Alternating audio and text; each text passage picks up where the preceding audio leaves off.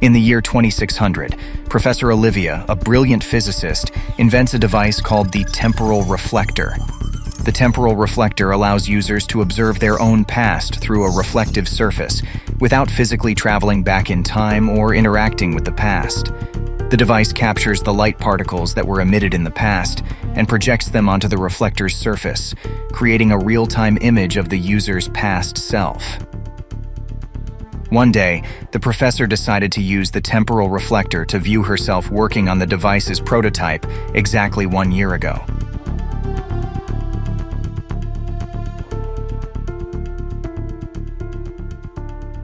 As she observes her past self, she notices a mistake in her calculations that, if corrected, would have resulted in a more efficient and powerful temporal reflector. Intrigued, she decides to write the corrected equation on a piece of paper and hold it up to the reflector, hoping that her past self will notice it and make the necessary changes.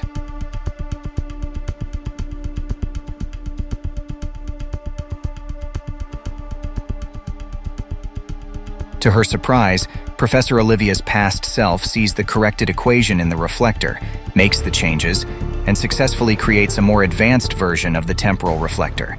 As a result, the version of the device Professor Olivia is currently using ceases to exist, as the improved model has replaced it.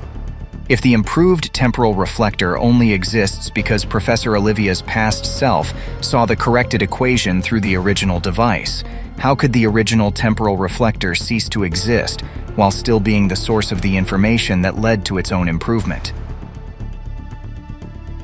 This scenario describes a classic example of the ontological paradox, or famously known as the bootstrap paradox, which details an infinite cause and effect loop that develops around information, an object, or even a person that can no longer be given a discernible point of origin in a time travel scenario.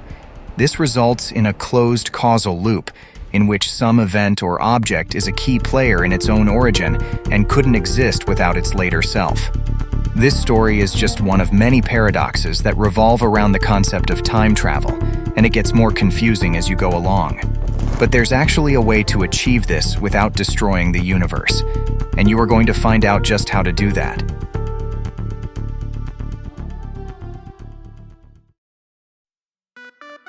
Every moment that passes finds us traveling from the past to the present and into the future, with time always flowing in the same direction. At no point does it ever appear to either stand still or reverse. The arrow of time always points forward for us. The fact that there is an arrow of time means that every moment is unique. No moment ever repeats. No experiment can be an exact copy of another. When examined closely, every event in the universe is unique. Looking at the laws of physics, from Newton to Einstein, Maxwell to Bohr, Dirac to Feynman, they seem to treat time equally in both directions. In simpler terms, the equations that describe how things work don't favor whether time moves forward or backward. According to these equations, systems following the laws of physics should behave the same whether time is going into the past or the future. However, in our everyday experience, time only goes forward. So the question is, why does time seem to have a specific direction despite the time-neutral equations of physics? Not everyone takes that for granted, though, as evidenced by Albert Einstein, whose 1905 theory of special relativity stated that time is an illusion that moves relative to an observer. No matter where or when you're located in space-time, you always experience the same laws of physics. The fundamental constants remain constant across space and time, and so do our notions of mass, distance, and duration. Rulers made of atoms will always be the same length, and devices like clocks, created to measure time, will consistently show time passing at a universal rate of 1 second per second for all observers. There are never any exceptions to that, neither according to the laws of quantum theory, nor according to Einstein's general theory of relativity. In order to understand this concept, we first have to understand the concepts of entropy and time symmetry. Entropy can be described as a measure of disorder or randomness of a system, or the measure of energy or chaos within an isolated system. In other words, in a closed system, processes naturally tend to move from a state of lower entropy, more ordered, to a state of higher entropy, less ordered. Melting ice makes for the perfect example to explain entropy, as ice has molecules that are in an ordered arrangement, and when it melts, the molecules become free and more disordered. We can say that the entropy of the system has increased. Entropy is one of the few processes that is not time reversible. Time symmetry can simply be understood with this analogy. If time were symmetrical, a video of a real event would seem realistic whether played forwards or backwards. For example, a video showing a pendulum swinging with no resistance or friction would look the same if the video was playing backwards. The system is time symmetrical. However, in real life, the swinging of the pendulum eventually coming to a stop is not time reversible. While going forward, the kinetic energy of the pendulum is dissipated and the entropy increases. We can understand the direction of time by looking at how atoms, molecules, and objects are organized. As we follow the arrow of time, if we see more randomness in the state of the world, it points toward the future. Conversely, if the randomness is less, the arrow points toward the past. What's surprising is that, at a fundamental level in the laws of physics, there's no clear distinction between past and future. Time is a bit like space. If you're in space, there's no real difference between up and down or right and left. You only have a sense of up or down relative to other objects in your location. Similarly, the laws of physics don't inherently distinguish between past and future. Time isn't just a spatial dimension. It's involved in calculating the separation of events, expressed as imaginary numbers like kilometers per hour or meters per second. In the tiny world of particles, most physical processes are believed to be time symmetric. This implies that if we were to reverse the direction of time, the theoretical rules governing these processes would still hold true. However, on a larger scale, like in everyday life, it often seems that time doesn't behave symmetrically. There's a noticeable flow or direction to time at the macroscopic level. The basic laws of physics, such as Newton's laws of motion, the law of gravitation, and Schrödinger's equation, do not indicate a specific direction for time. They are time symmetric.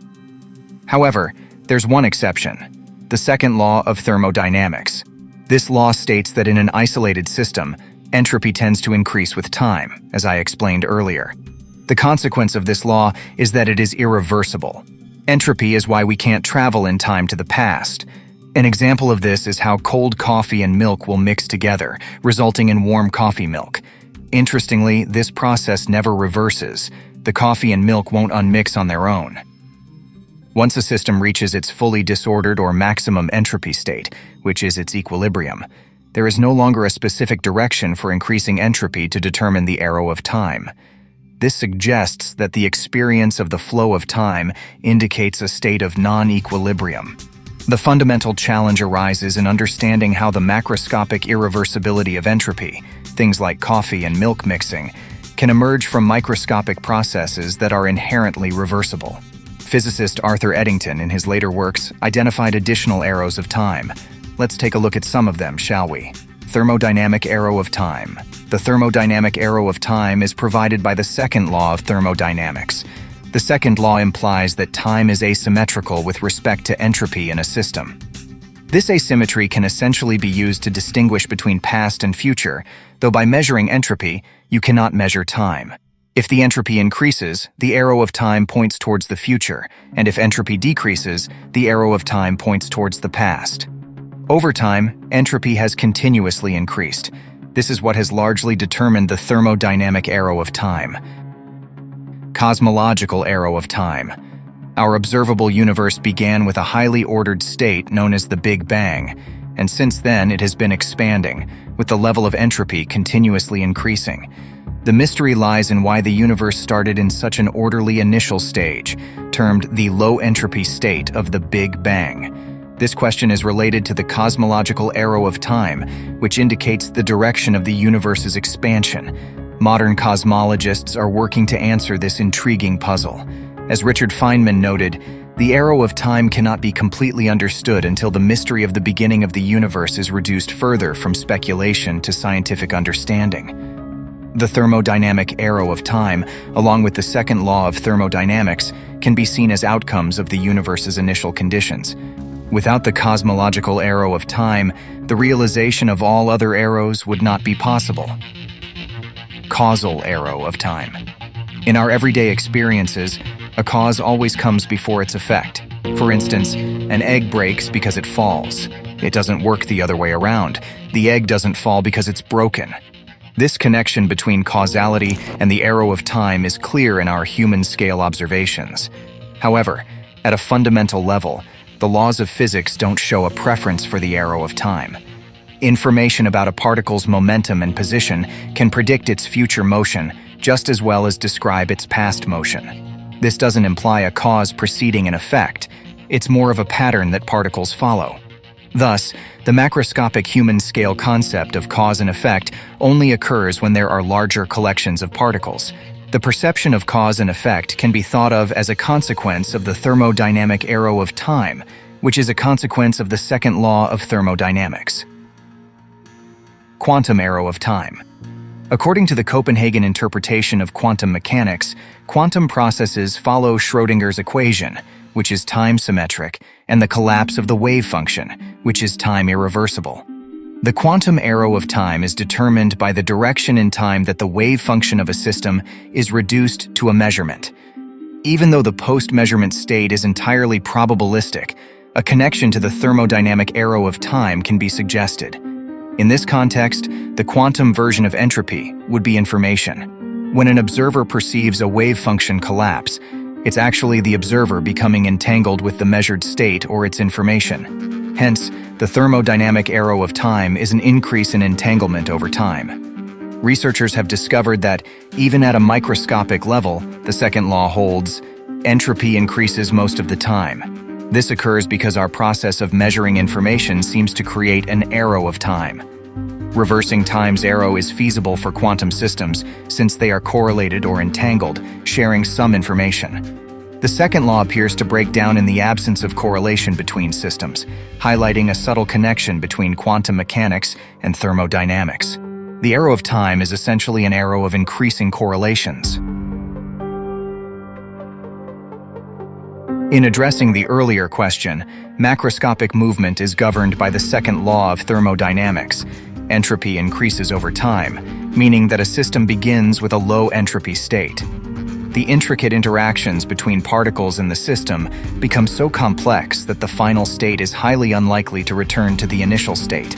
Therefore, it can be argued that these initial conditions are the cause of this irreversibility. Everything that has unfolded since the formation of the universe has been a narrative of rising entropy. The arrow of time, indicating the direction from lower to higher entropy, isn't an inherent feature of the most fundamental laws of physics. Instead, it exists because of the particular starting conditions of our universe. There still remains a question: why does a system have a low entropy state to begin with? Once we understand that, it will make perfect sense to us why the arrow of time stretches the way it does towards high entropy, from the past towards the future. Imagine receiving a letter from your future self, detailing a series of events and decisions you will make in the next few weeks. Trusting the information, you decide to deviate from the letter's predictions, purposefully changing your actions. However, you soon realize that the changes you make align perfectly with the altered version of events in the letter. The paradox here is whether the letter accurately predicted your future or if your attempts to defy its predictions actually fulfilled them. This situation explores the complexities of free will, determinism, and the mysterious connections between the past, present, and future in the arrow of time. The scenario described is an example of a causal loop or a predestination paradox. In this situation, there's a circular relationship between the events described in the letter from the future and the person's actions.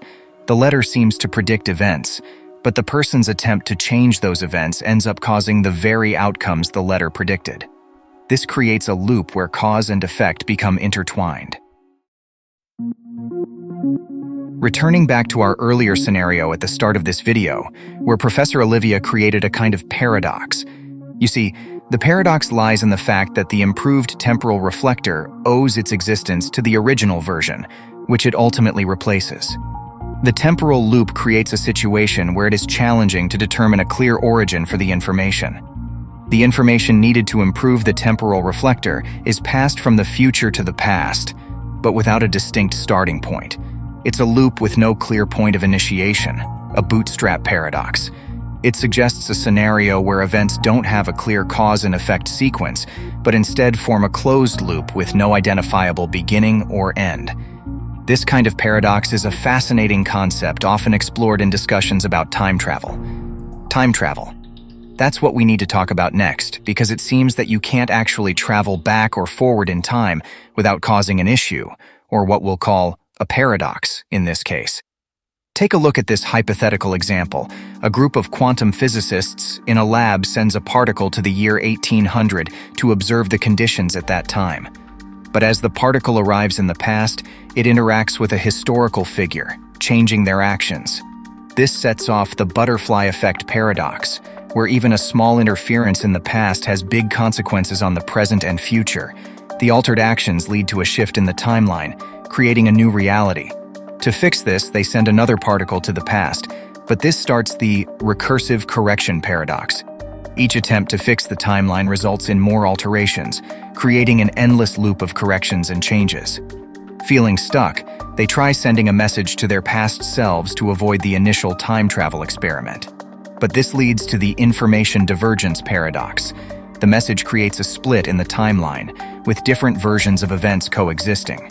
Now, the lab is a hub of temporal uncertainties, and the scientists are entangled in a web of paradoxes. The once straightforward idea of time travel reveals its complex and unpredictable nature, making the scientists question the consequences of their explorations.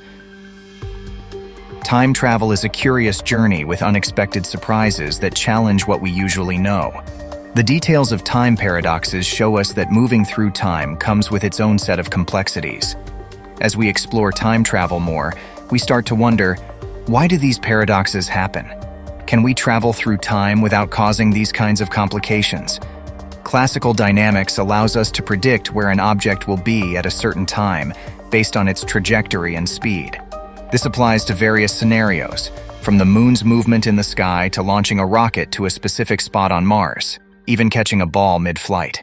Albert Einstein, however, introduced the idea that large objects can distort space-time. The larger the object, the more it warps the space around it, causing a strong gravitational pull that we perceive as gravity. This concept also opens up possibilities like time travel and time loops, where an event can exist in both the past and future. These two ideas seem to clash, creating a contradiction. Germain Tobar, a mathematician at Stockholm University, aimed to reconcile these theories, and he achieved it mathematically. So what did his team find? Imagine this scenario. You go back in time to prevent the first person from getting COVID-19. If you succeed, it creates a paradox because then it would eliminate your initial motivation for you to travel back in time. Even if you stop patient zero, you might end up getting infected yourself and become patient zero, or someone else would. No matter what you do, the important events will adjust and recalibrate around you. So, despite your efforts, the pandemic would still happen, giving your younger self the motivation to go back and stop it. Try as you might to create a paradox, the events will always adjust themselves to avoid any inconsistency. The math they discovered shows that time travel with free will is logically possible in our universe without causing paradoxes. In simpler terms, Mr. Tobar's calculations suggest that time has a way of correcting itself. We used to think of time as a highly sensitive and complex system, where even a small change in the past could significantly impact the entire outcome of the system's evolution. However, Mr. Tobar is proposing that time, or nature itself, is more robust than we thought. This raises questions about free will and fate. If we can't change the past, what does that imply for our ability to make choices? And what about the butterfly effect, where small actions have large consequences? I mentioned the butterfly effect earlier, which is similar to the idea of cause and effect. If Mr. Tobar is correct, what does that mean for one of the most basic rules we know? We teach children that their actions have consequences, but if time auto-adjusts itself, do our actions truly have consequences? Interestingly, researchers at the Los Alamos National Laboratory made their own discovery. Using a quantum computer to simulate time travel, they found that, in the quantum realm, there is no butterfly effect. In their research, information, qubits or quantum bits, time traveled into the simulated past. One of them was then significantly damaged, metaphorically like stepping on a butterfly. Surprisingly, when all qubits returned to the present, they appeared largely unchanged. This suggests that reality is self-healing in the quantum realm, and that small changes in the past do not have a large impact on the present. So, on a quantum scale, the butterfly effect seems non-existent. Additionally, Mr. Tobar's work suggests that mathematically, the same could be true if humans were to go back in time. In both cases, neither time nor the outcome of any major change significantly altered the present or future, at least as far as we currently understand. If the notion of time auto-adjusting itself and the absence of a butterfly effect turn out to be incorrect, we can still observe a form of time travel in real life through a phenomenon known as time dilation. According to Einstein's theory of relativity, time dilation occurs when an object is moving at a significant fraction of the speed of light or is in a strong gravitational field. In these scenarios, time for the moving or gravitationally influenced object appears to pass more slowly relative to a stationary observer or an object in a weaker gravitational field. This means that time isn't experienced uniformly throughout the universe. It can be stretched or compressed depending on the conditions. While this isn't the traditional time travel we often imagine, it is a scientifically validated effect that demonstrates the malleability of time in certain conditions. In the movie Interstellar, there is a dramatic example of time dilation. Matthew McConaughey and his crew land on a planet near a black hole, which creates an extremely strong gravitational field. Due to the immense gravitational influence of the black hole, time slows down significantly for the crew on the planet. As a result, 1 hour spent on the planet is equivalent to 7 years passing on Earth. When the crew returns to Earth, they find that Matthew McConaughey's daughter has aged into an old woman, while he himself appears to have hardly aged at all. In practical terms, time dilation can result in effects such as astronauts aging more slowly during space travel, or differences in the rates of clocks in different gravitational environments. While these effects showcase the relative nature of time, they don't enable conscious travel back to events that have already occurred. Theoretical concepts like closed time-like curves, often associated with certain solutions to Einstein's equations, are speculative and involve complex conditions such as traversable wormholes or rotating black holes. However, these ideas remain purely theoretical and face significant challenges, both conceptually and practically. As of now, the scientific consensus is that time dilation, as described by current physics, does not provide a method for returning to the past in a way that aligns with our everyday understanding of time travel. Well, it seems there's always a catch with all these theories, especially when it comes to the possibility of traveling back in time.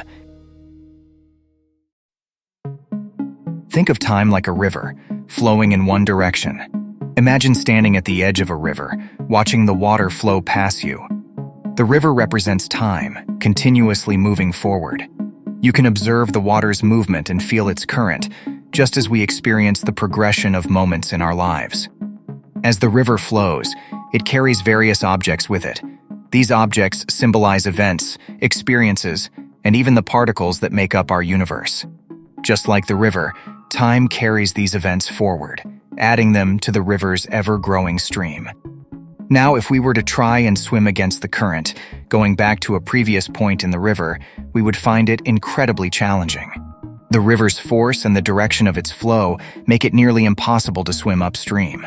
Similarly, the arrow of time, governed by entropy, makes it extremely difficult to reverse the progression of events and return to the past. While we may have memories and records of the past, the actual flow of time pushes us toward the future. Just as we cannot change the river's course, we cannot alter the direction of time's flow. It moves inexorably forward, carrying us along its current. So, to better understand time, envision it as a river, flowing with an unwavering direction. It helps us grasp the concept of time's irreversibility and the challenges we face when trying to travel against its natural current. Aristotle, the ancient Greek philosopher, considered time as a fundamental aspect of nature.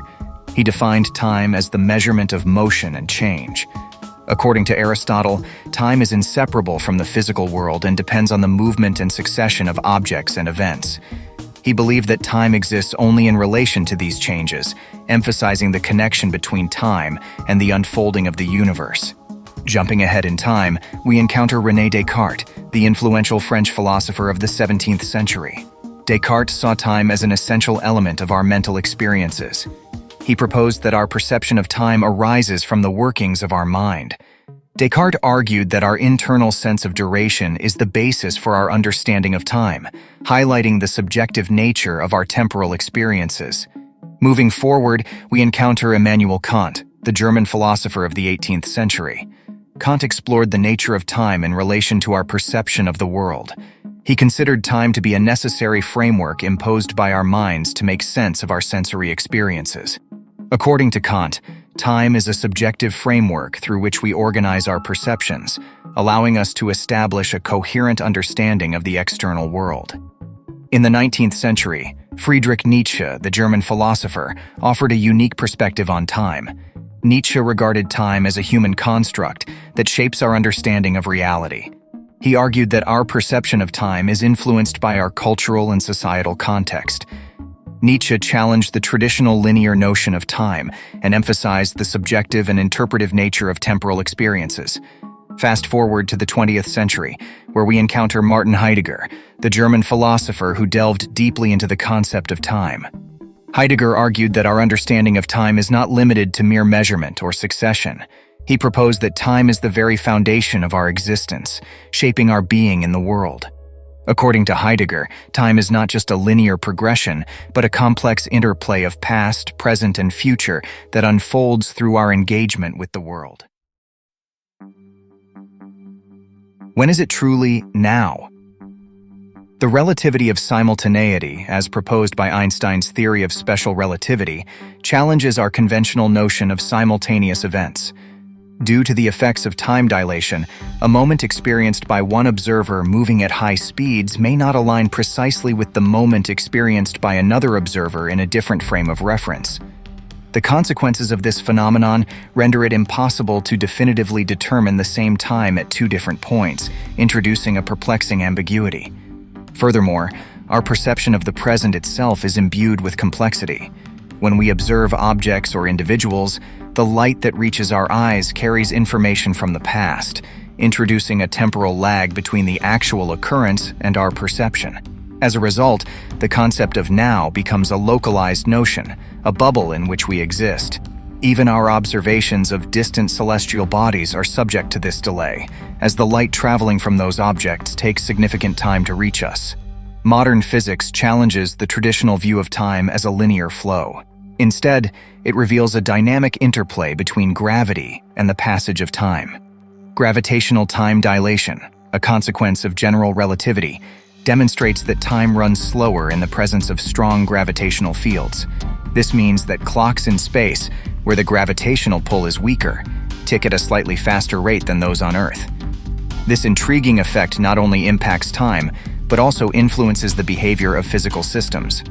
Machines in space may operate at higher frequencies, and biological processes, such as the blossoming of flowers, may unfold more rapidly. The underlying cause of this temporal discrepancy lies in the influence of mass. Massive objects like planets and black holes distort the fabric of space-time, resulting in stretching or warping of time. This gravitational time dilation manifests as a difference in the measured passage of time between locations with varying gravitational fields. As we contemplate the nature of time, we confront controversial questions that challenge our understanding of reality. Does time truly pass or flow? Is the present a universal phenomenon or a localized construct? How does the interplay between gravity and time shape our perception of the universe? These questions propel us towards further exploration, inviting us to delve deeper into the enigmatic realm of temporal existence. I stop and do nothing. Nothing happens. I am thinking about nothing. I listen to the passing of time. This is time, familiar and intimate. We are taken by it. The rush of seconds, hours, and years that hurls us toward life, then drags us toward nothingness. We inhabit time as fish live in water. Our being is being in time. Its solemn music nurtures us, opens the world to us, troubles us, frightens and lulls us. The universe unfolds into the future, dragged by time, and exists according to the order of time. In Hindu mythology, time is likened to the river of the cosmos, depicted through Shiva's sacred dance. This dance supports the flow of the universe and embodies time itself, a concept that seems universal and obvious. However, reality is more intricate than it appears. Similar to how the Earth seems flat but is actually spherical, or how the sun appears to revolve around us when we're the ones spinning, the structure of time is not as uniform and universal as it seems. The nature of time is a profound mystery, intricately connected to other enigmas like the mind's nature, the universe's origin, black hole fate, and the workings of life on Earth. The curiosity that stems from realizing time isn't what we assume sparks numerous questions. Do we exist in time, or does time exist in us? What does it really mean to say that time passes? What ties time to our nature as persons, to our subjectivity? What do I actually hear when I try to listen to the flow of time? Perhaps the mystery of time is ultimately more about ourselves than about the cosmos. If we can't change our past, what does that say about our futures? Perhaps there's more to the concept of fate than we realize. Is it possible that everything and everyone has a purpose? Could it be that there's a reason you and I happen to be alive right now? That everything that we do and everything happening around us is supposed to happen? That time wants it to happen? Or maybe time is most malleable while it's unfolding and sort of solidifies once events play out, which might be why we can't alter it. Perhaps that explains why on a large scale, we experience cause and effect because the future, to us, hasn't happened yet and is still unfolding. Well, as time progresses, the answers to these questions will gradually unfold, unveiling the mysteries of our existence in time, and also illuminating the profound connection between the flow of time and the nature of our being. A reminder that, in pondering time, we are actually contemplating the very essence of what it means to be human. In the context of free will, I made a video about it already. You can watch it by clicking it on your screen. Thanks for watching today's video, and I'll see you in the next one.